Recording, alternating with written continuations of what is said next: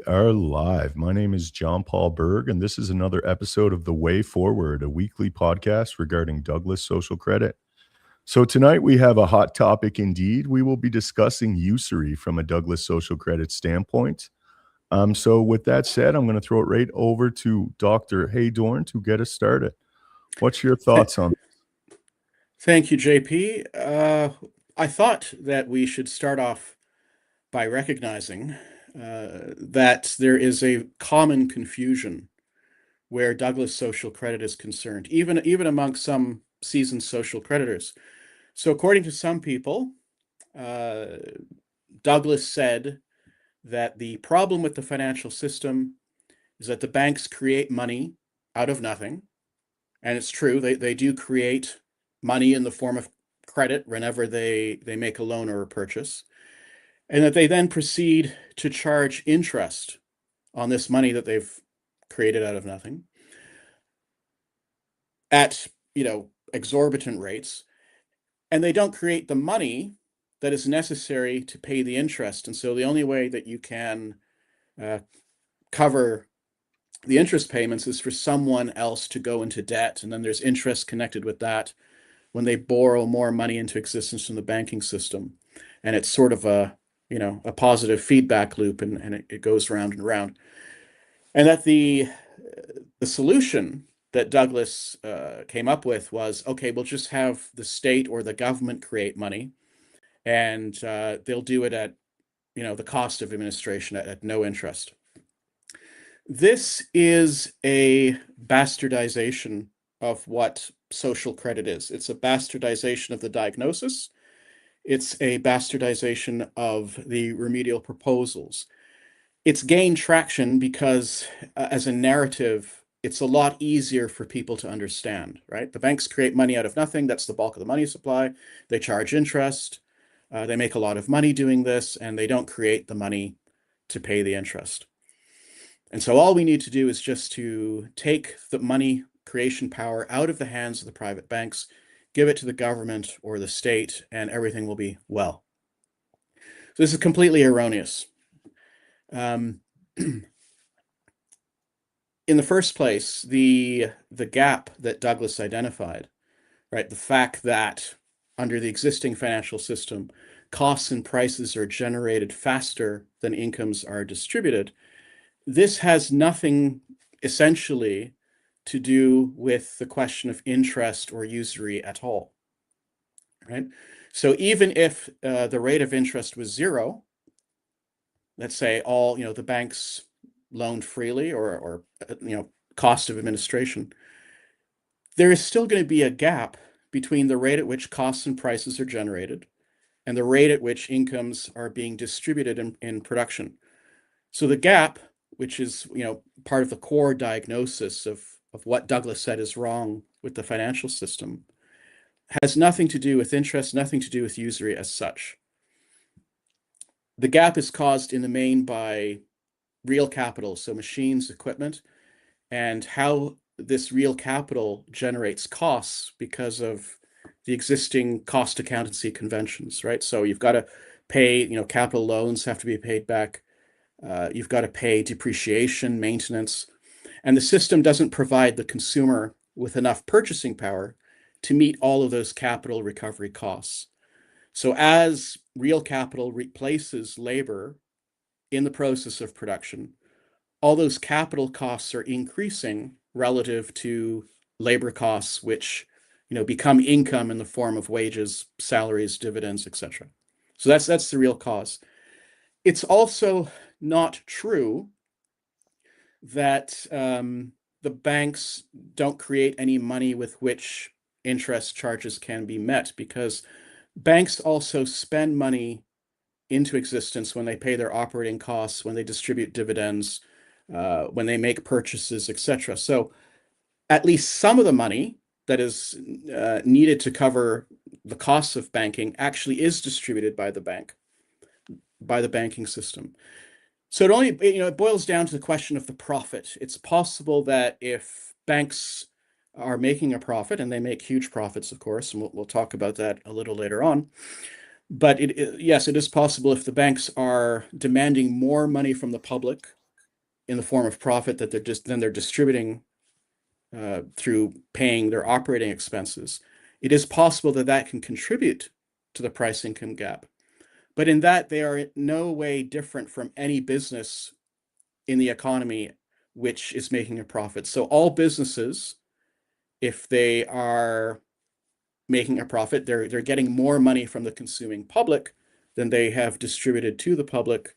And if that profit is not distributed as dividends, if it's retained, reinvested, etc., that can contribute or intensify the gap, but it's not the main cause of the gap, as per Douglas's analysis. And there's nothing about banking that is special from profit making in any other sector of the economy as far as the kind of gap contributing factor is concerned. So I just sort of lay that out as a preamble to make sure that we get everyone on the right page. So yes, to differentiate, because I've noticed a lot of confusion in this regard. Some social creditors very much fixate on the usury, which is a problem, but it's a problem that's directly correlated to the deficiency in consumer purchasing power, which is the primary problem through the Douglas analysis. So what are your thoughts on this topic, Andre? I was smiling when I was listening to Oliver about usury is not the cause of the state that we are in now. I agree partially with what he said about the gap, but let's not forget something. Do banks create goods? Is money a good? Is money something that you can eat, consume? We always say money, we can liquidate money, but money has no value in itself. So banks don't create nothing. They are brokers. And yes, we have to pay them for their fees. But if we think about the World Heritage, when I look at how it is distributed, and this is why I think in one of our podcasts, we were making a difference between social credit and distributism, but also distributism is a form of, redistributing the World Heritage. Of course, today, we have so great means of production that we could avoid having banks. It will not eliminate the gap. But the gap, in my opinion, when I think of this, it's a moral issue. Why you have a trillionaire? Explain this to me, why you have a trillionaire in a society where you have so much poverty. With the Enlightenment, we said that, there will be no war. We will be based on science. Science is reason, and we will eliminate poverty. Well, that was 250 years ago, and we still have a lot of poverty and war. So we have also to link the doctrine of Douglas with the moral aspect of our Western society. You say, Oliver, that interest rate don't create the gap. The interest rate in Russia are 32% when you want to have a mortgage. That's quite an expense for somebody who wants to buy a house. Try this. And here we have practically 10 years of zero interest rate from the central bank. Everybody were borrowing free, what we call free credit money. It is not true, but the interest rate was close to zero. It was cheap. And people were speculating because they had access to easy money. Many of them were speculating. We saw the bubble in 2008 when it exploded, when it burst. We saw it just before the COVID crisis, because the world debt was huge, and they used the COVID crisis to hide the fact that the actual system, whether we talk about usury or the gap, does not work. It does not work. We can look at the national debt of all the Western countries. It's exploding. So there are two components. The components of how do we redistribute the world heritage? Because I'm sorry, when I go to a museum, this is part of our human heritage. That's why we have public museum. Else, you would have only private collection, and you would never see those great paintings, churches, cathedral, everything that was created by man in the image or in the name of God. are supposed to be free. So the idea of the gap is, yes, how do we fill this gap? The national dividend is a solution, or a way to redistribute wealth to people according to the level of production of a nation, for example. But on another point, on other side, we can also ask ourselves, where is our moral compass? How come our moral code has decayed over maybe more than 2 centuries? And I will refer to maybe, the beginning, 16th century, 15th century with the Medici in Venice, and 16th century with the Fugger, who were, I'm sorry to say, these Jewish bankers, all of them. And we can refer to the Merchant of Venice with William Shakespeare. Shylock wants his money back, but not 1 pound more, not 1 pound less. It is something that is supposed to be fair. Trust, use, and usury. I will just say one more thing. When you charge interest to somebody, it's because you want to share the risk. If I charge interest because I have capital, accumulate capital, and I lend the money to somebody, it's because I want to help the person, for example, start a business.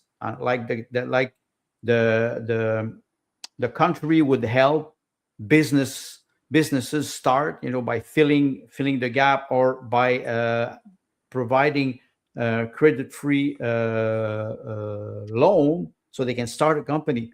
But if they are bad manager, because we have to understand that we don't live in the perfect world, and in a way, even if we implement social credit, you will still have people who will try to beat the system or to trick the system. We have to ask the question about the moral aspect of the economy. I think the economy needs to be not moralized. Nicolas Sarkozy in 2007 or 2008, when he was president of France, and he was saying, we have to moralize capitalism. No, you have to reinstate moral code in human arts, in the heart of humans, in the heart of men. And if you don't do this, you can implement the system, but if it decays again, you will have to bring. I don't like the word coercion, but authority. We have a crisis of authority today. I cannot start a bank today. I don't have, even if I would have the fund to start a bank, most probably I would be crushed by those great banks, private banks. So they have a monopoly. They create money out of nothing. Yes, I cover my fees. Come on, just look at RBC or all the 6 banks in Canada. The amount of profit that they make. We look. There was a question from a senator in a commission in the United States a couple of days ago, and they were asking the CEO of Airbus what was his income, what was his annual salary. $150 million. Wait, nobody is worth this money. This is completely ludicrous. So I think we have also to ask ourselves about where are the moral code in the 21st century, especially now, because we will never repay those debts. And to who do we pay those debts? I mean, I personally believe that usury in and of itself is immoral. It's like you said, and like Oliver, like you expressed as well. There is a need for, sometimes there's a service provided, and like you illustrated, Andre, if there's sharing and associated risk for a venture, then a certain amount of interest is to be expected. But where we live in a system where it's being systematically exploited or exploitative, we have a massive problem. And like the normalization of the credit use amongst the younger generation specifically, it's unbelievable. Like they were born into this and they don't understand it at all. And now you're seeing afterpay services available. If you want to order McDonald's or go to Burger King, there's an afterpay option with like, a 15 to 20% interest rate if you want to, put your burger on credit. So I think it's definitely a problem. And I also think, like, with the whole morality thing, like this is a problem we really started to see with with it started to gain traction with the Frankfurt School, some of the critical theories, and we started to see the postmodernism really permeate broader society. And it's just kind of a feature of secular modernity. Like, we don't believe in truth. Truth is malleable. It's interpretive now. It's subjective. It's not objective. And morality falls in the same realm. And I don't just think that's wrong. I think it's immensely detrimental. And I don't think we've arrived at this organically. I think a lot of this is like the long march through the institutions. I think a lot of it is subversion through academia. And again, the origin point for a lot of that terrible philosophy is the Frankfurt School. But even going back to like Derrida and some of those thinkers, that's when it really started to emerge in academia, and it's super relevant. I think it's entirely correlated. What are your thoughts on this, Oliver? Yeah, so when I say, for example, that usury is not the cause of the gap, not the main cause, and it's not, the focus of the Douglas analysis, of course, it doesn't follow that usury, therefore, is not a problem at all. Nor does it follow that social credit wouldn't have something to do when it comes to eliminating usury. But I think we probably should define our terms before proceeding. And, usury is something that can be defined in many different ways, has been defined in many different ways. Usury is not a good thing. It is a feature of the existing financial system. It would be eliminated, or at least greatly attenuated, by a Douglas social credit system. But I would define usury as economic rent taking in banking. So it shouldn't be, in my view, it shouldn't be equated with the mere charging of interest. You can conceive, for example, of, just as a thought experiment, you can conceive of a bank which lends money, which it creates, okay, at such a low rate of interest that they wouldn't be able to recover their operating costs. Let's say you get a loan for $10,000 and the interest is 0.01%. It could even be compounded. In that case, the borrower would actually be taking advantage of the lender, because the transaction would occur and the lender would not be able to recoup enough money to cover his costs.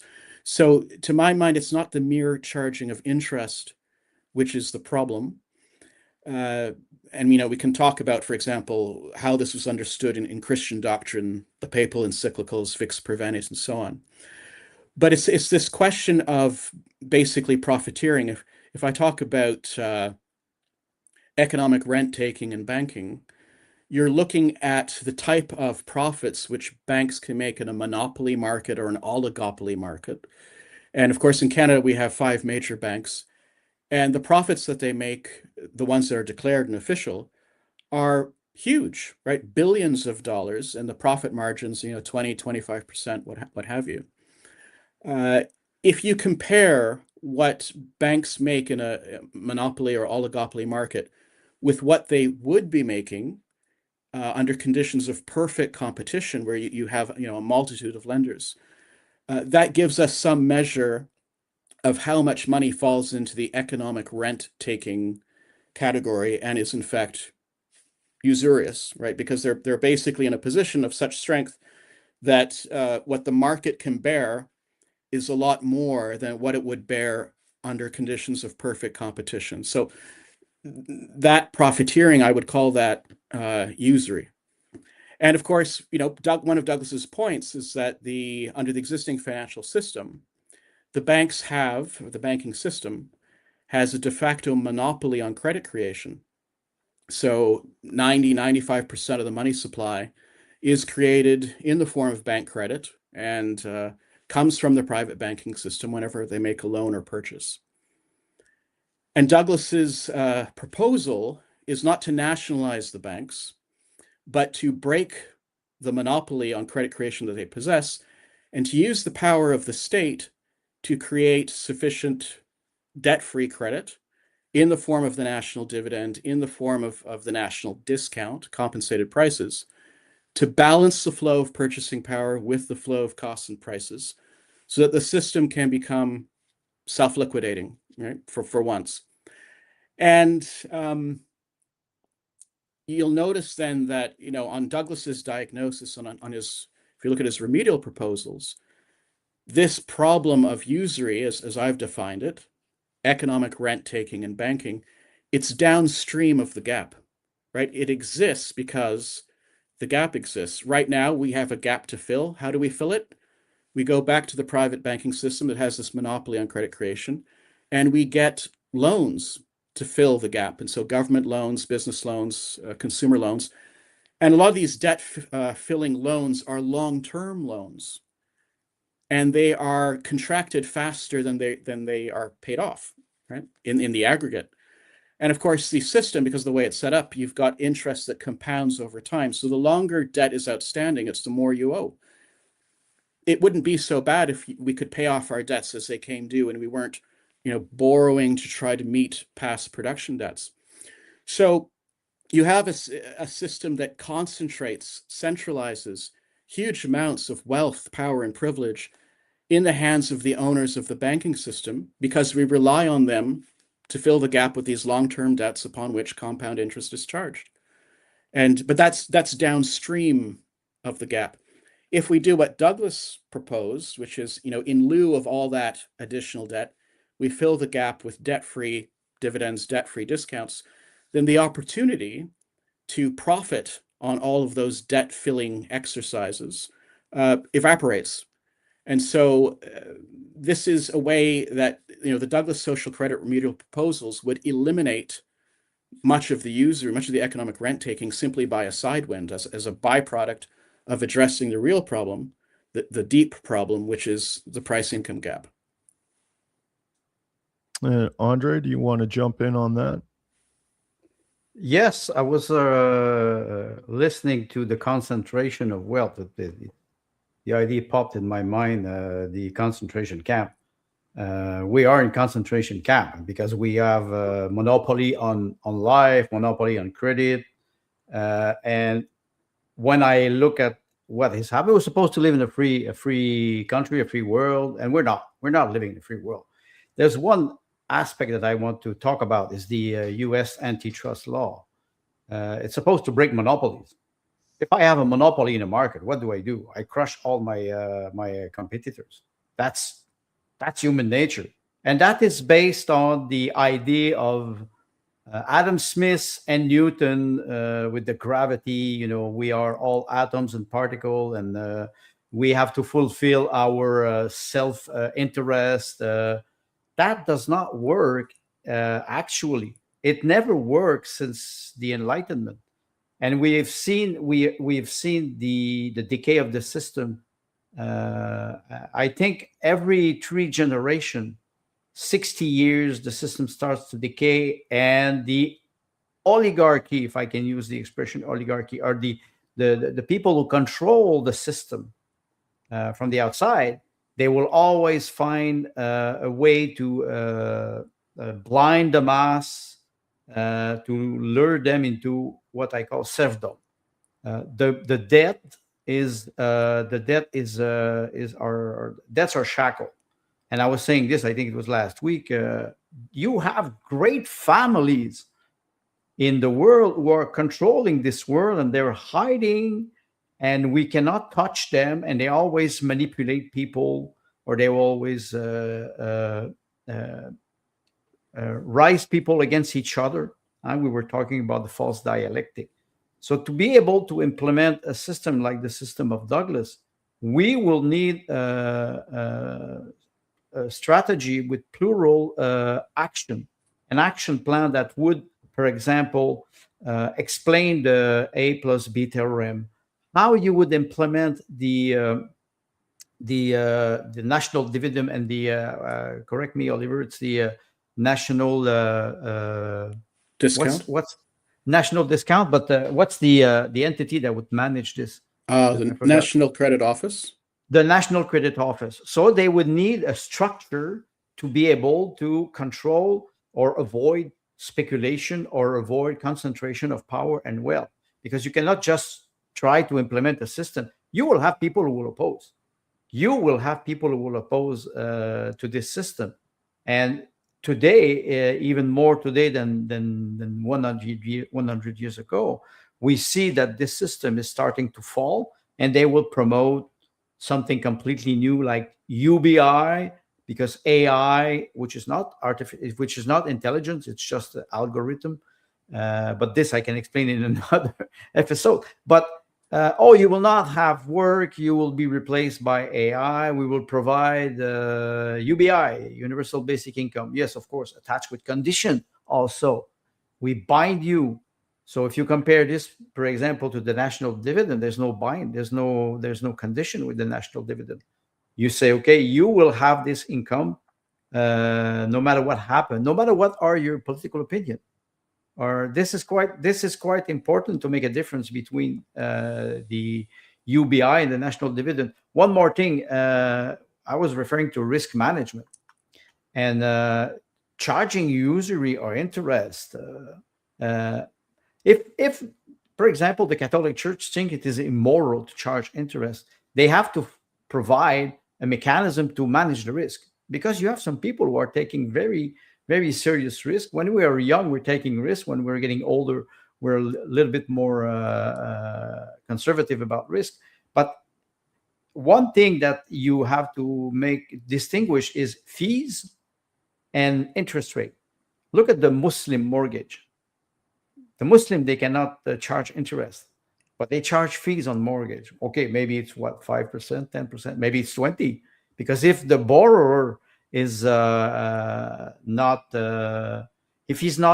he doesn't have a moral code, well, he will borrow $1 million. Let's say, Oliver, I borrow $1,000 from you, and after 1 month you come back and you say, pay me back. If I cannot, I have a problem. But if I borrowed from you $1 million and you come back in 1 month and you say you cannot pay me back, and I say I cannot, you have a problem, because you were fool enough to lend me the money without any, not credential, but I would say trust. Do we trust each other? Cryptocurrency, for example, for me, it's okay. It's a great innovation. There's no trust. People, they go into crypto because they don't trust the system anymore. So I think with the idea of implementing the doctrine of Douglas, we need a plurality of strategy to be able to explain it, but to implement it. It's interesting when you mention the Islamic mortgages. They have like a specific mortgage where it's kind of attached to the principal, but they're still paying all kinds of interest.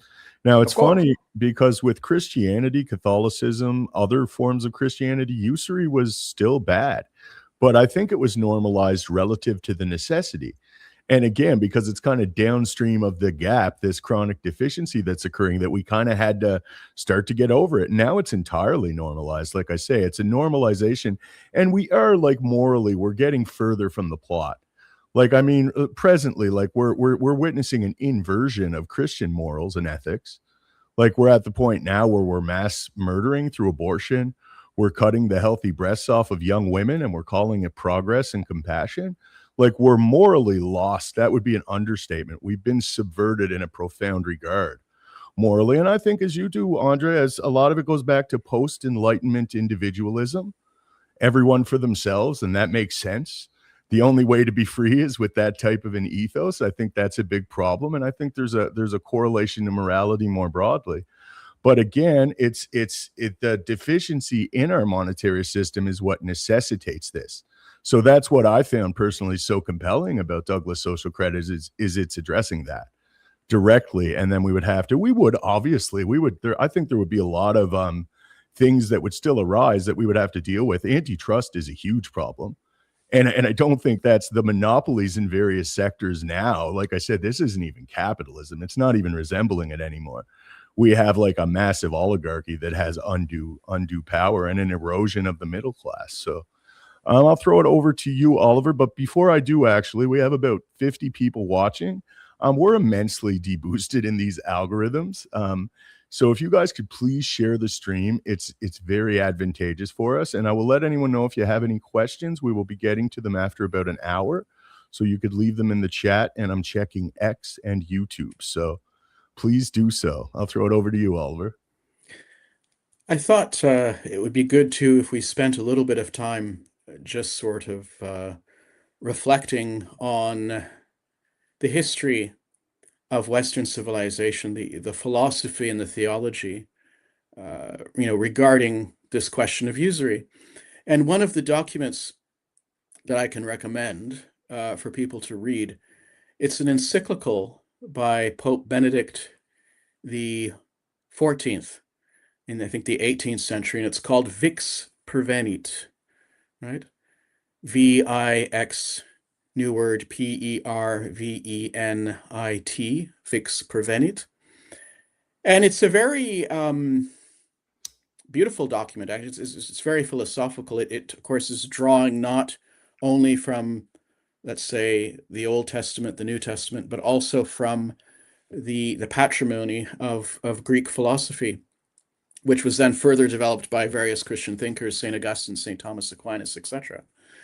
And what the document basically says is that when it comes to lending, neither the borrower nor the lender should take advantage of the other party, that there needs to be a certain sort of equality in the exchange, right?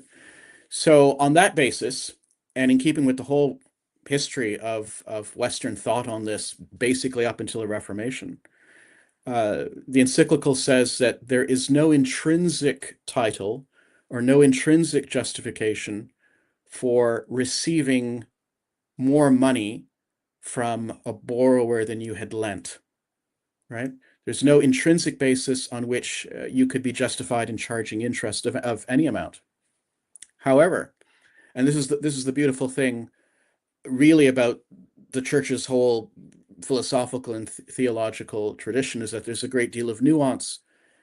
There can be extrinsic justifications for receiving more money than you had lent. So, for example, if lending costs me something, and of course banks have operational expenses, it costs them something to provide the service, then they're entitled to charge to cover those expenses.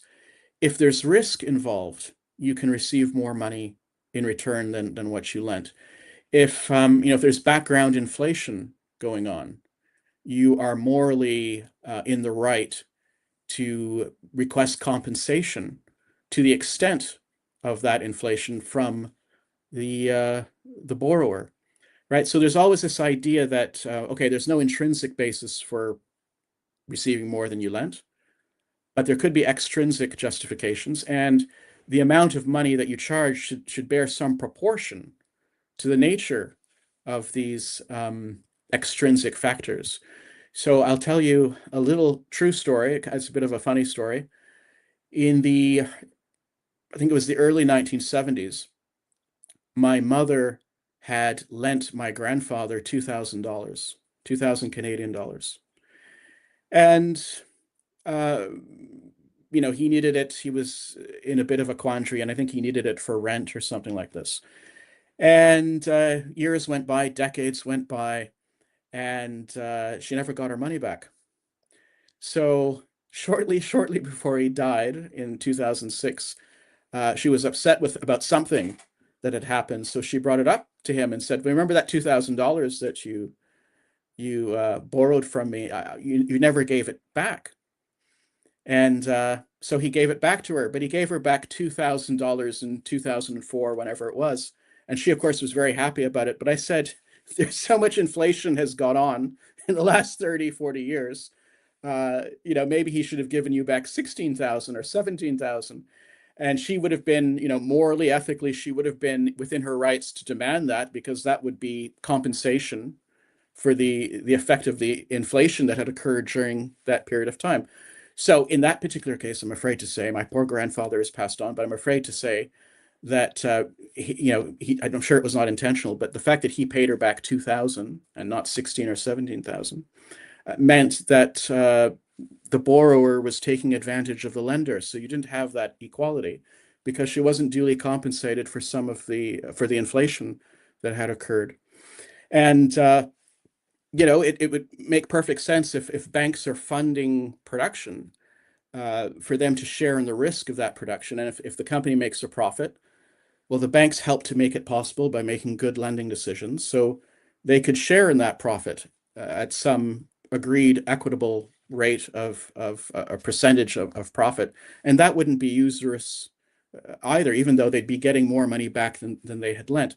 So there's a great deal of nuance there. But of course, I think it goes without saying that when you look at the tremendous concentration of wealth and power through the financial system and the huge profits that financial institutions make, there is no, we've rationality and proportionality have long since left the building, and of course there is this very significant usurious dimension to current financial and economic arrangements. Okay, so with that said, I'm going to queue up this video. We have one of the animated series that we frequently show, and this is the one regarding usury. So I'll bring it up, and then we'll do a round and discuss it.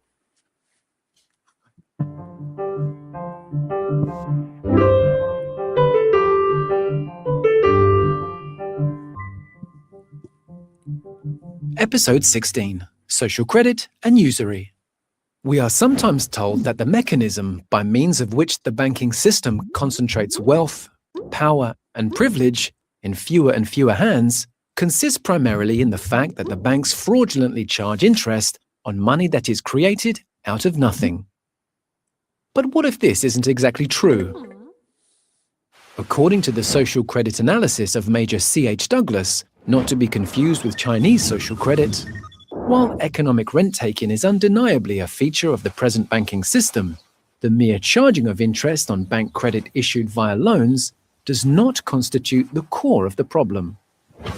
In the first place, charging interest and/or service fees is not necessarily unjust.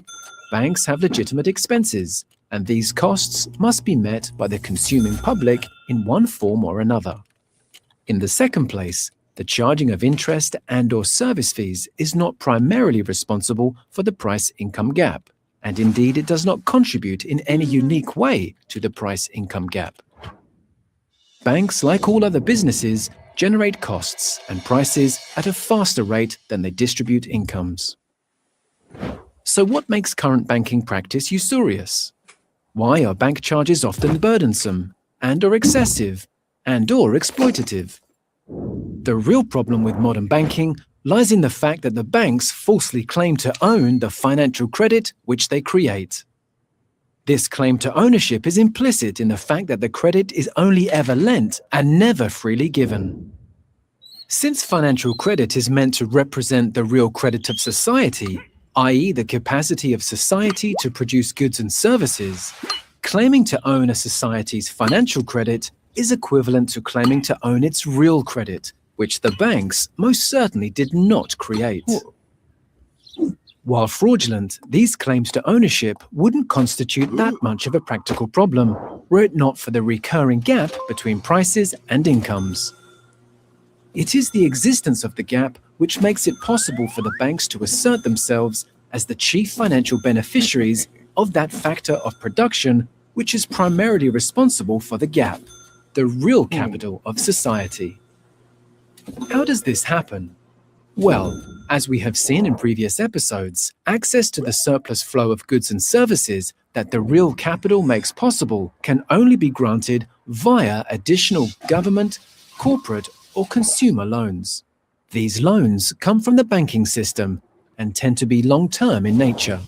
Since compound interest increases exponentially the longer the term of the loan, the banks can impose very lucrative terms on the supplementary financial injections which the economy requires at periodic intervals in order to maintain equilibrium.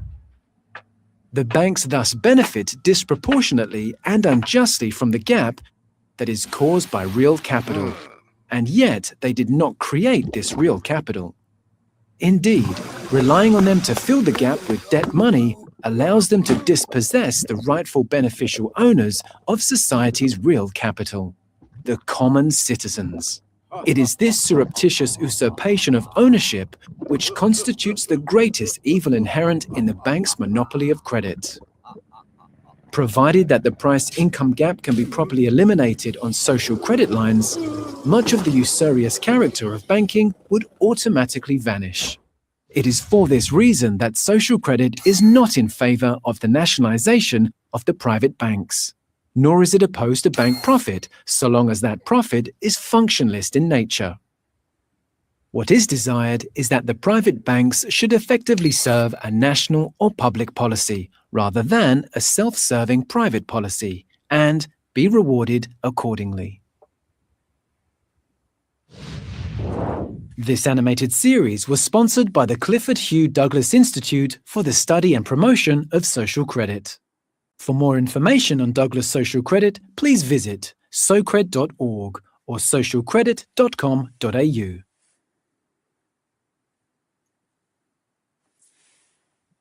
So with that said, I will throw it right over to you, Andre, to make the first comments on the video. Okay, one thing that I want to mention, I like this character who's kicked out from the the silo. You listen to him, and he has a Machiavellian laugh. They are, this. We talk about Monopoly. We had the game Monopoly. When they started practically 80 years ago, if I remember. Why would they would have this type of game to normalize what would be a monopoly? And let's not forget, the ruling class. I will use the expression ruling class, but you have people who are so wealthy. You, Oliver, and I, we cannot even imagine the level of wealth. The first landlord on this planet is Charles III.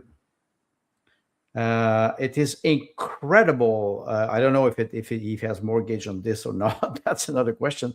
But we are stuck in a system that is hiding the gap between behind. We were talking about who's behind usury, behind the fact that people don't have a moral code. That's one aspect. The other aspect is we are in 21st century, 2026, and we cannot distribute the human heritage. This is incredible. Think about painting, great paintings. You have private collections. Some people are wealthy enough; they have their own museum, and it is quite. And yet, those paintings should be in the public domain according to what we call the copyright, but it does not occur. So we are witnessing a decay in, I would say, in laws that would protect citizens. I think the fact that a lot of people, those individuals who retains the power, they will never share it. They will never share it. We can provide the doctrine of Douglas to explain how the gap is created and how we can fill it with debt-free credit, and to provide a good dividend for people so we can restore the dignity of mankind. I think we're not there because people are not understanding that there's two problems: the huge monopoly of a small group of individuals that controls everything, and it is true for capitalism and it is true in socialism. That's why in the video you see that the doctrine of Douglas is not in favor of nationalizing the bank, because you saw what happened in Soviet Union. They nationalized everything and the economy collapsed anyway, and citizens they could not, there was no private property in socialism, and the basic natural right of mankind is private property. If you are not threatened by a system, you can express yourself freely. So I think in the doctrine of Douglas, he was explaining this very clearly and filling the gap with loans like this. It's only a way to cover the real theory of Douglas, the A plus B theorem.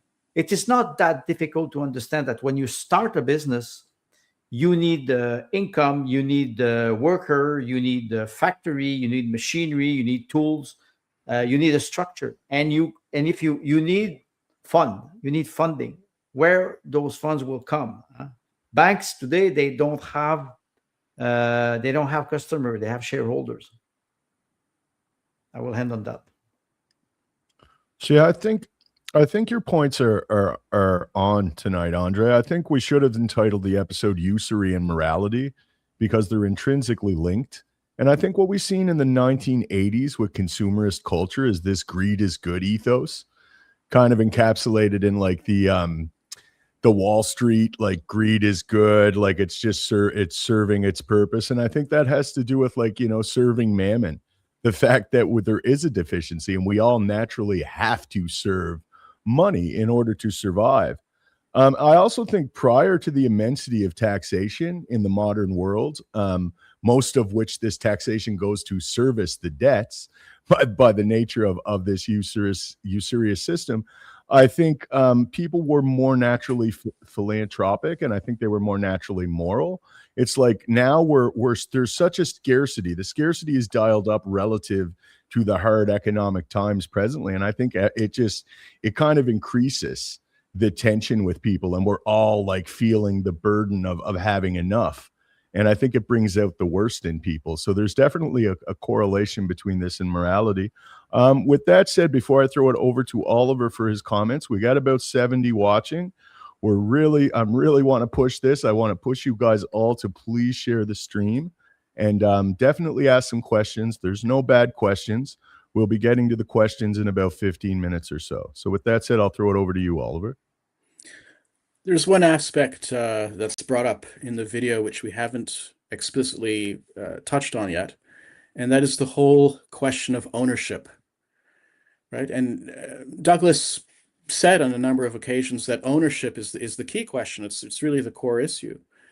Ownership of what? Ownership of the financial credit, right? If the financial system were properly designed, that is to say, if it were an honest system, a system that accurately reflected reality, accurately reflected the physical facts, then we could ask ourselves, well, who owns the real credit? Who owns society's capacity to produce goods and services? And, you'd have, of course, the owners of businesses, but you'd also have the common citizen, because the common citizen is an heir to the cultural heritage of Western civilization, is a shareholder in his economy and should benefit from the unearned increment of association. And also natural resources are arguably part of the commons, something that every individual can make a claim to as an individual. So the real credit is owned in various degrees by all of us, and therefore the financial credit that is created so that we can actually make use of our real credit, that also should be regarded as something that we all own.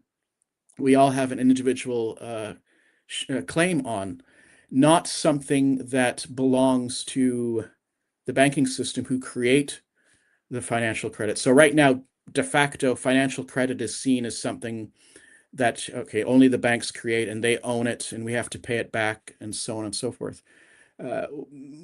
Douglas is, one of the things he's saying is that the banks should be seen as,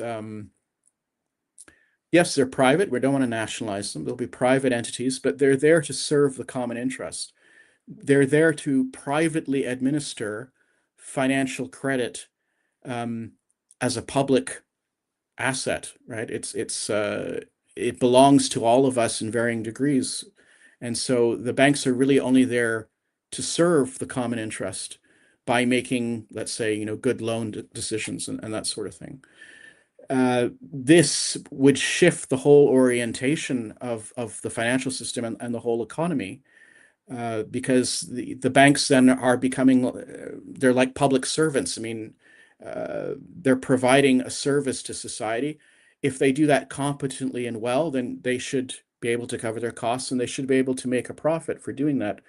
But they shouldn't be able, as they are now, to keep credit artificially scarce, to corner the market in it, and to enjoy a monopoly, which allows them to charge a lot more than they would be able to in a perfectly competitive market.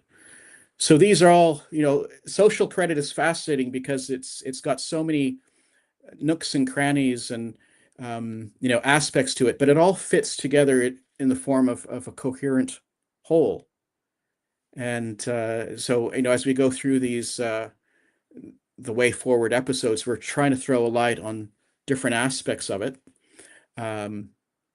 because it is kind of intricate, but it's the kind of intricacy where once you understand one part, you also understand the whole that is implied in the part, and you can see how it all fits together very nicely. That's very well said. So with that said, I want to do a quick plug of one of your articles, Oliver, that I have queued up here. Now, these articles, if you want to explore this topic more, Douglas social credit in its entirety, or any specific aspect of it, socred.org is your resource. And honestly, those animated videos for people that are new to it and they just want to get a basic comprehension, do a search on YouTube for Douglas social credit. These 42 animated videos are the first things that come up, and they're just an excellent resource for learning. So with that said, let me check the time. We're about 51 minutes in. I think it's probably best we go right over to the questions. And I will one more time appeal to the audience. Please leave a question. Don't be intimidated. We know that a lot of people are just initially discovering this idea. We know there's not a lot of broad understanding, so there's no such thing as a bad question. And you could leave the question on YouTube or X. I'm checking both streams directly just to ensure we have them. So with that said, we'll bring up the first one, and this is Bob Lior. Comments of this quotation by Saudi. It is bad enough to be in the grip of money and of the moneylender who does lend his money, but it is a million times worse to be in the grip of the moneylender who does not lend his own money but creates it to lend and destroys the means of repayment just as fast as the debtors succeed in repaying it. So I'm unfamiliar with Saudi and that quote, so I'm going to throw it right over to you, Oliver, to get us started on this one. Well, this is one of the things that that brought me to social credit in the first place. In around 2002, because of the Pilgrims of St. Michael and one of the leaflets that they had left in the mailbox, I came to understand that the bulk of the money supply doesn't exist in the form of coins or paper notes, legal tender. The bulk of the money supply is created by the banks in the form of this intangible bank credit whenever they make a loan or a purchase. And I had at the time something like $25,000 in student debt, which I suppose pales in comparison to what many students might have today in various places. But it was a shock to me to learn that this money was simply accounting money. It was accounting entries. They hadn't lent me somebody else's savings. Maybe the image that is often given to us is that somebody worked very, very hard. They put money in the bank, and the bank is lending this money, and therefore they've got to charge interest to provide a reward so that people will continue to save money, and they will be able to lend the money. Right. And so this is the sort of the psychology in the background. It's like, well, so-and-so worked so many hours for so many years and they saved 25,000 and we're now lending you that 25,000. We've got to cover our expenses, but we also have to provide a sufficient incentive to the original lender so that, we can continue. But this is, of course, is a false picture of what's actually going on. And in so many ways, not just in finance and economics, but also in politics, the narratives that are paraded for our consumption are false. They don't map onto the world at all, but they're useful because as long as people believe that they're true and don't question them, then they'll go along with the system, and the system serves certain vested interests. So yeah, I thought that this was, when I discovered that this was just sort of hocus pocus money that created by an act of the will and it's intangible and so on and so forth. I thought, okay, how much interest do they want me to pay? I think over the way it was calculated, it was maybe $8,000 or $9,000 over so many years. And I, of course, can't create that money to pay it back as easily as it was created to lend me. I have to work quite a lot, especially in those days. So um, my first job teaching philosophy, I was paid 1,800 US per course, and I had 4 courses to teach over 4 or 5 months, and so that was 7,200. And of course, I still had to pay, regular living expenses, so on and so forth. So that didn't even provide much money that I could use to then, start paying down this student debt.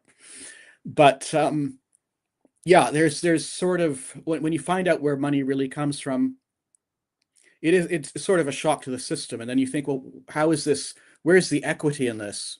But of course, as we've been talking about, Douglas social credit goes much deeper than just that. Do you want to speak to that question, Andre? I don't have any particular insight to that. Bob's always a little more advanced than my level of expertise. No, but I understand. But the idea is that, like Oliver was saying, you should have studied magic trick, Oliver, and to be able to create money out of nothing and repay the bank with Canadian Tire money. You remember this has legal trade in the Canadian Tire hardware store. It's quite fascinating to see that there's a group of individuals who are monopolizing the economy. In your book, Oliver, Social Credit Economics, you say the financial system should match the physical economy. So I think that's what is not happening actually. Usury is hiding the real cause of the gap, and people, they're using usury, or they're using the false dialectic to argue on something because they do not understand the model. I can go back again in Baron Metal. Michael Jones is always referring to Newton and Adam Smith, how they use alchemy. Newton was fond of alchemy, and creating money out of nothing. It's like the philosophical stone. You transform what it was, a stone in gold, if I remember. So they create something out of nothing, and I think Bob Lior is referring to this. And after that, they enslave you with it. If you don't have nothing, I'm reading Michael's journal actually, and they're talking about Antonio Gaudi and the Sagrada Familia. And Gaudi was a genius as an architect, but he was poor, and he was poor intentionally, and he was always mistaken with a beggar. It was quite funny because when I'm reading this, I went to Barcelona, I saw the Sagrada Familia, I saw his architecture. It is astonishing. But in this article that was written by I think it was a priest, a French priest, in 2014, they were referring to the idea that Gaudi was working for God, not for money. Mm-hmm. So when we have this moral decay and we work for money, of course the goal will be to make money. Whether we fill the gap or not, it's not relevant. Even they will use the gap to create scarcity. And I will just say something about the actual US-Canada vaudeville, quote unquote, on the war on tariff. They use this to frighten people, so they will comply. They will put their elbows up, and they will hack like chicken. This does not work. There's a lot of people who are very, very skilled at luring people. I think Bob Lior is mentioning that it's quite difficult to be in the claws of somebody who doesn't want to let you go because you're a good payer. I'm retired, and I always receive offer from my bank. Oh, you're a good citizen. We can offer you more credit margin of credit. I don't want. You will not make me fill the gap with this anymore. But I understand somebody who's 20 years old and he's not paid enough. And this is, we can go again to disconnecting the income with labor. This is another issue that people cannot grasp. It is counterintuitive. For them, labor, it is human life, but it's not true. I just wanted to add one thing on that because Cardinal Bernard Agré, I think he was from the Côte d'Ivoire, Ivory Coast. He had attended a number of sessions, study sessions on social credit with the Pilgrims of St. Michael in Rougemont, Quebec. And, this is sort of legendary now, but apparently after one of these sessions, he said to, I think it was probably to Alain Pilote or to the directors, he said, if I've understood you correctly, the banks create money out of nothing, and then they become the owners of everything. And this reminds me of course, the WEF, you will own nothing and be happy. And so it's vitally important to understand that because of the gap, because we fill the gap with more and more debt, this is the trajectory we're on. They have created money out of nothing. They claim ownership of it. And the system, because of the flaws in the system, they're able to concentrate more and more wealth and power in their hands.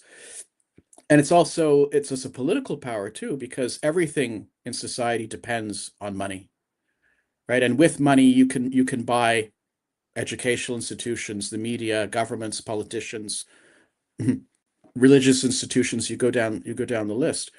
So it really is, this power of money creation, if it's not regulated by the state in such a way as to benefit all citizens, the common interest, then it will be monopolized by a few, and those few will not be satisfied with that. They want a monopoly on everything. And that's what we're seeing emerge in the world. I think it's like we're so normalized in this system. It's like hyper normalization that a lot of people don't even think of these things. They accept them. So that's what Douglas social credit is. It's forcing you to challenge your presuppositions and actually think about topics you might not even have considered. Like, what is the purpose of an economy? What is money? All of these things. So that's kind of where you got to start with people when you're explaining it to them, because you almost have to, like I've said before, you have to deprogram them to make them understand how they're being exploited, and they are very much so being exploited. So with that said, for some reason there's a glitch with StreamYard. This has been recurring over the last couple of weeks. I can't get the comments and questions from X, but I can read them. So I have X open, and I'm just going to read one from Gary Halicki. He says, question.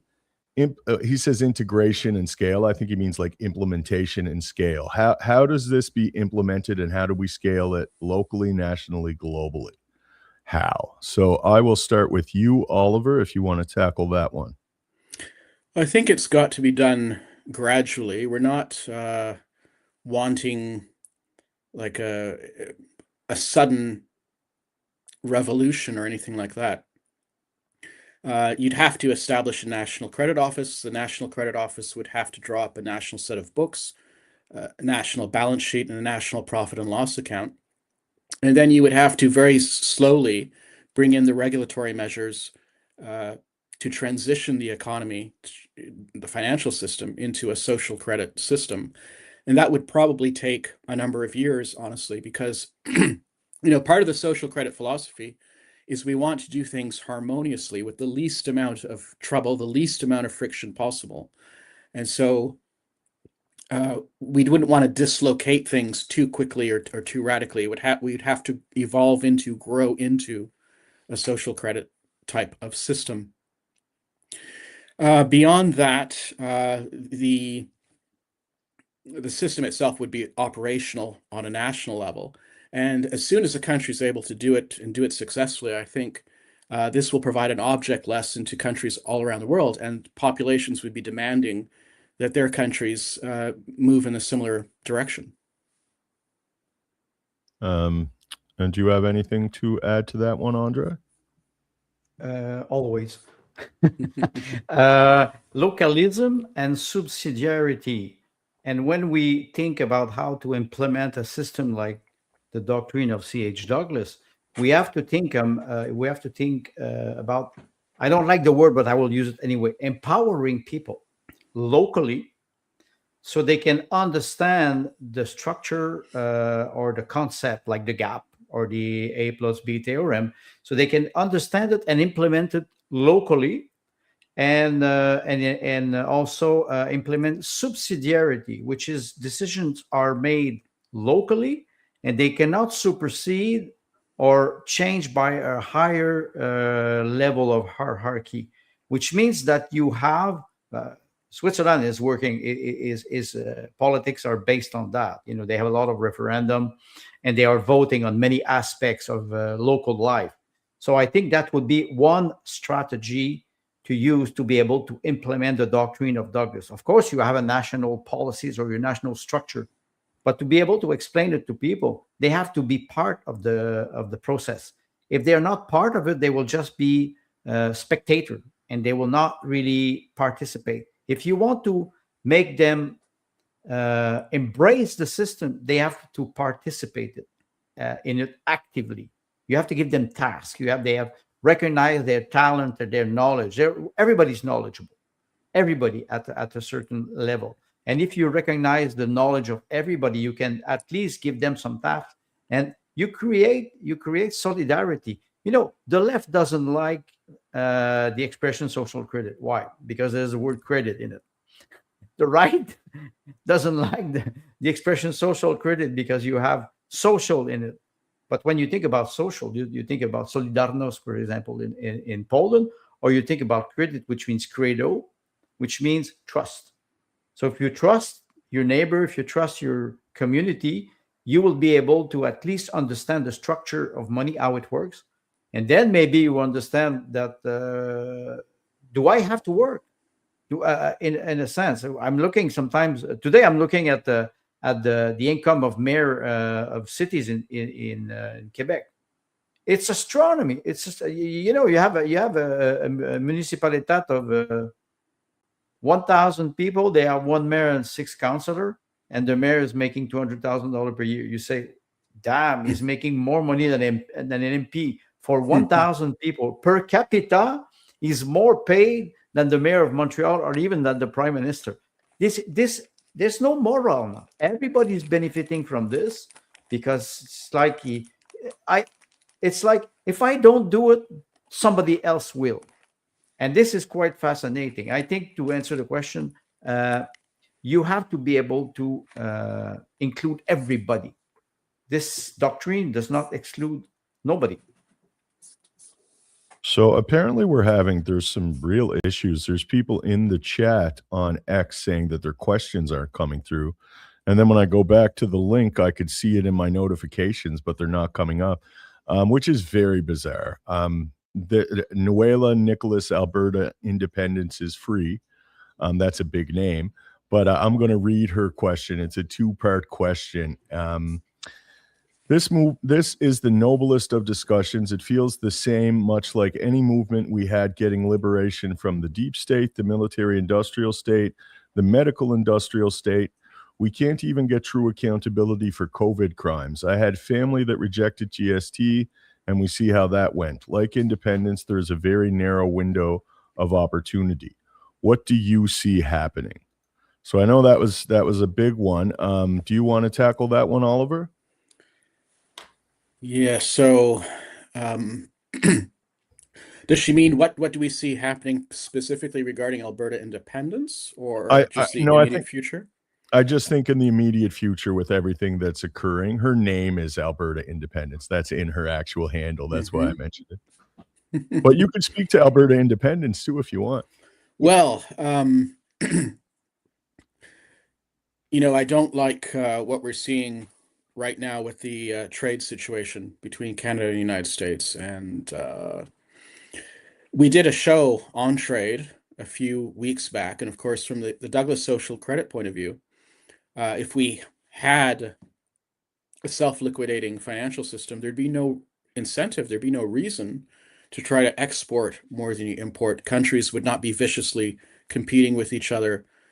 We only do that because we're trying to fill the gap. And the Americans are not happy because for many, many years, I think in the last 25 years or so, 80% of the time, Canada has won that competition, right? We have been the ones that have been exporting more than we've been importing. So exporting to the US more than we've been importing from the US. And so financially, we've been, getting the benefit of that. Of course, in real terms, in physical terms, we're physically poorer as a result of the transaction. But the financial system says, you won the game, here's some money. Money which theoretically we could have created in the form of a dividend and a discount. And so I think it's vitally important that we get Douglas social credit out there, that we transmit these ideas to as many people as possible, because the more people understand this stuff, the less you can take contemporary politics seriously at all. And that will force the powers that be to shift, right? When people see that this is nonsense, why are you doing this? Why don't we have dividends instead? Hello. Then, they won't be able to play these America versus Canada games anymore. It's just such a waste of energy and time and goodwill and the rest of it. It makes you wonder, honestly. I'm watching this trade war play out, and I can't help but ask myself, is this some kind of political kayfabe? Is this the managed decline of Canada? Like Trump, apparently Carney leaves the negotiations. Trump's going to impose 50% tariffs. And then Carney turns around, tit for tat. We're going to go dollar for dollar. So we're going to further hurt the Canadian electorate. But in this already, we're in a recession presently. We're going to hurt them further. And I can't help but go there. Like, are we just watching some kind of a performance to kind of rationalize or justify the managed decline of Canada and accepting it into this almost Club of Rome model? Like the districts, it's interesting that old map that we've all seen floating around of the Club of Rome world global districts, Canada, Greenland, which has been a hot topic of discussion, and the US is like one. That's District 1. And then the Hunger Games begin. But with that said, Andre, I'll throw it over to you for comment. Well, bring the quote that I put in the just for the fun of answering the question, because we were having a discussion in the Telegram chat of the Douglas Social Credit, and I popped an idea, and I can read it. Trump and Carney are brokers tasked with liquidating the American and Canadian businesses to promote the North American Union. Amero, it's an old concept. A vassal of the big corporation. Power will be concentrated in very few hands, which is already the case de facto, but will become official de jure, who will dictate territorial policies. Nation will be abolished. Moreover, the United Nations is an organization completely emptied of its substance and has no real power. Proof of this is that the former German Minister of Foreign Affairs, Annalena Baerbock, is now at the UN. Let's not forget that she was selected in Davos as a young global leader before running for the Green Party in Germany. While the people will serve as bargaining chips, mass immigration, or political weapon. Think about Ceuta in Spain. Organized and financial migratory invasion to put pressure on a recalcitrant country. I don't know what will happen, but I can guarantee you that it is coming fast, and it's performative. When Trump was elected, he was supposed to stop the Ukraine war in 24 hours. They defeated Iran 42 times.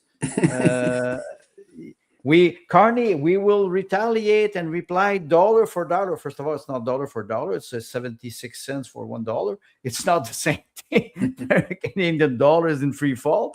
And look at the market. Even if we forget Douglas for 1 minute, look at the market. 370 million people competing with 41 million people. You cannot compete with this type of market. You will never win. United States is a superpower.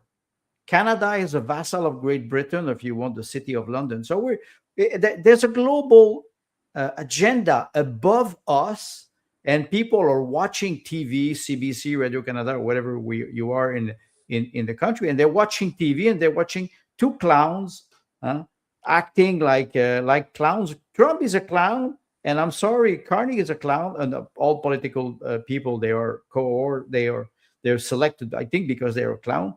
It's completely useless. If I can just say something about the Alberta movement, actually, I will say this to Albertan: don't be fooled with what is happening. Try to see behind the scene. Like the Douglas social credit is a system, an economic system that is challenging all the economic system that we have since 300 years. This system is challenging the actual monopoly everywhere, whatever it is. And it is based on fact, not on emotion. And today, this is what we have. The emotion between Trump and Carney, and I'm sorry to say this, Carney is a very bad actor compared to Trump. At least you have to give Trump this credit. He's a very, very good actor. He's a performative man. Reality TV show. It's his business. He did this all his life. So for him, gathering people, or it's his job. What will happen? I don't know, but I think the long-term tendency is that the power grab of great corporation over nation state. So I just want to say that when you said 42 times Trump declared victory, that wasn't an exaggeration. I think it was quite literally 42 times specifically. And there's been some very questionable insider trading occurring with some of these early ones that we all witnessed. Inside trading, you're right. That's the name of the game, man. And go ahead, JP. I was just gonna finish on. It's funny that you use the term clown. Now, I firmly believe politics is the bread and circuses of modernity. It's there to provide the peasantry with the illusion of participatory governance, so we can't see it, and most people just accept it at face value. But there's a clip of Carney, and it's hard to find. I'd say they scrubbed it from the internet, but it's when he was stepping down from the Bank of England, and just a random journalist was trying to ask him, "Do you intend to enter Canadian politics, sir, now that your tenure's over here?" And at first he pretended he didn't hear it. And then she asked him again, and he said, "Yeah, I'll just join the circus. Is that what you guys want?" And he's kind of laughing it off. You could tell there was a lot of his banker buddies around. And he's like, "That's what I'll do. I'll be a clown in the circus." And I thought that was profound. I really did, because Carney knows damn well, as being a member of the banking class, that they're far above the government. And he even said, he said it out loud in this moment. He said, "What, do you want me to join the circus and be a clown?" And I really think that's how some of the banking class observes politicians. They're totally under their thumb. They inform our policies and control our politicians like puppets. Go ahead, Oliver. Yeah, I was just going to say, you mentioned Trump had declared victory 42 times. According to Douglas Adams in The Hitchhiker's Guide to the Galaxy, 42 is the meaning of life. I think that's what he said. That's right. So maybe we've arrived at that in real time now. I hope so. So with that said, let me just check. If people notice me looking around, I'm struggling a bit today because there's a glitch with StreamYard. And in order to get the questions, I actually have to physically go to the different pages to check. So we have a lot of comments. There's not a lot of questions, but we do have one more from Bob Liori. So this one I can actually bring up. Apparently YouTube is functioning better. So if everyone wants to go over there to ask their questions, it might work a bit better. So we have, does the National Credit Office basically undercut the private banks, own credit creation by issuing credit at a zero or very low fee? Wondering how the two coexist under Douglas social credit. So we'll start with you, Oliver. So there are different models that could be implemented, but the model that Douglas seemed to support would be one in which the National Credit Office is creating and distributing debt-free credit to fund the national dividend and the national discount. The private banks would continue to create credit and issue credit for production according to whatever they need to charge to be solvent. And so now there are different. This gets quite intricate. I mean, there are different ways you could do this. You could replace the present system with, let's say, 100% reserve system, in which case, okay, the banks create credit to lend to enterprises, but then the National Credit Office is going to backstop them by providing electronic reserves on a one-to-one basis. And this would simplify the payment system enormously. But this is it's not the only way of doing it. You don't have to go there. I think in theory anyway, it should make the payment system more stable. But you could continue simply to have the system that we have now, but prevent the private banks from filling the gap with this additional credit. So there'd have to be certain regulation. There is this idea that there would be a national monetary policy, that the banks would have to be licensed, and to ensure that they actually are serving the national monetary policy. What's the national monetary policy? It's the idea that the financial system should operate in the common interest, right? In the interest of all the individual citizens. And that means it's got to facilitate, to the greatest possible extent, the fulfillment of the economy's true purpose, which is the delivery of the goods and services people need to survive and flourish, with the least amount of labor and resource consumption. So the banking system is to be a handmaid to that process, and that could be regulated to ensure that that they're operating with that objective in view. Very good. Andre, do you have anything to add to that? Well, first of all, it's a question of regulation. We have the Sarbanes-Oxley regulation and the Glass-Steagall Act, to separate investment bank with deposit bank. First of all, Bob is mentioning, issuing credit at a zero or very low fee. Bank, if they do profit, it has to benefit for the society. Those profits should be part of the world heritage. I don't know. Did I ever see a bank creating something out of money? I don't know. I don't think they create nothing. Are they computer programmer? Are they having a great modeling system of accounting? No. So if they are just an instrument of the National Credit Office, it's not about privatizing bank. It's about telling them, wait a second, your business model is based, I'm sorry to say this, on looting people. It's based on looting people. And it is not sustainable anymore, morally. So we have to, I think there will be, maybe I'm wrong, Oliver, you can correct me, but the National Credit Office will have to also implement those rules. Because if they are not followed, you will need accountability. If if you break the law, you will be prosecuted. This is part of a system. That's why I refer to a strategy. The strategy is not only economical. It's moral. It's a new system of justice. Nietzsche was saying the justice can only occur between people of the same strength. Now, if we have a system that is not balanced, and you always have a more powerful individual, he will always take advantage of the system. It's not socialism. It's pure justice. That's a big difference. People, they're confused socialism and justice. There was not necessarily justice in Soviet Union at the time. I can guarantee you this. Very well said. So we're towards the end here. We have about 120 people watching. I would like to appeal once more. We get most of our views long after the live broadcast. If I could appeal to you guys to please share the stream, like, follow, subscribe, all that stuff. Even go a step further. Please send it to someone you think might enjoy this type of content. Challenge them with it. Everything you guys can do very much helps us. Organic reach is the only reach we get. Before we go, I want to mention the event we have coming up in Rougemont. We have the Pilgrims of St. Michael Study Week.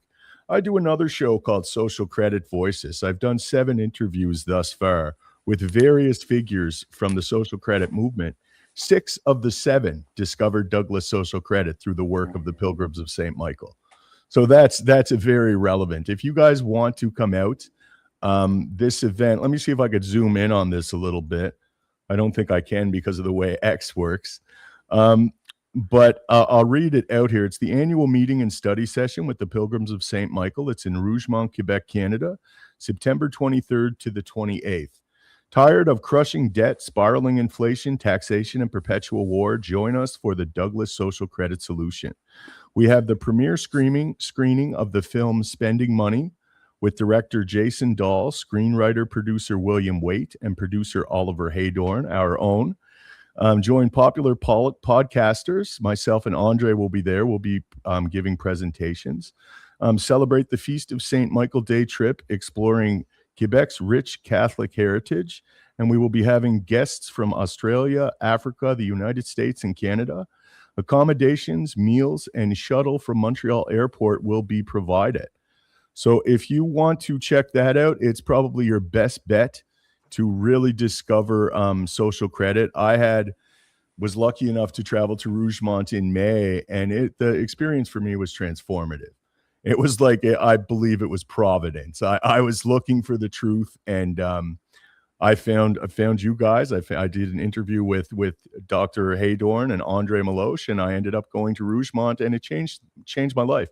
It changed the way I view the problems of our world. And I'm not saying that in a sensational or hyperbolous regard. I sincerely mean that. It allowed me to see how the illusion works and see exactly or specifically how we're being exploited.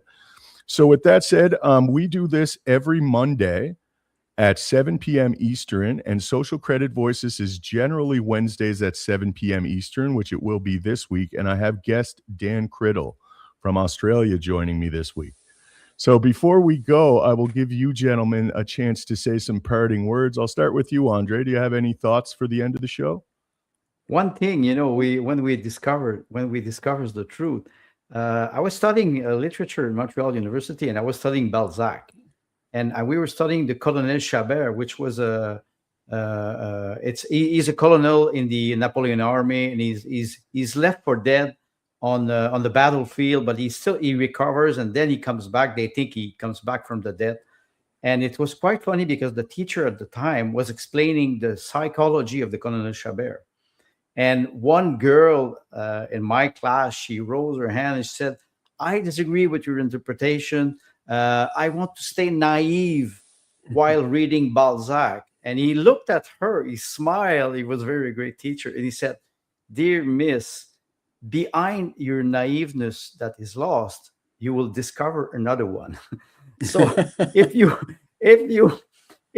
think that you can lift the veil, do not lose your innocence, meaning that the system, beauty, we talked about beauty a couple of weeks ago. So I think the fact that you see something that is unjust doesn't mean that you cannot fix it. Very good. And Oliver, last words are yours, sir. Well, in keeping with the topic we've been discussing this evening, to our viewers, if you understand that the banks create the bulk of the money supply in the form of intangible bank credit, and that they charge interest on it, and you're concerned with usury, that's a good starting point. But keep digging, because there's so much more to discover beyond that particular facade. Very good, sir. All right, we do this every Monday, 7 p.m. Eastern. We shall see you guys next week. Cheers.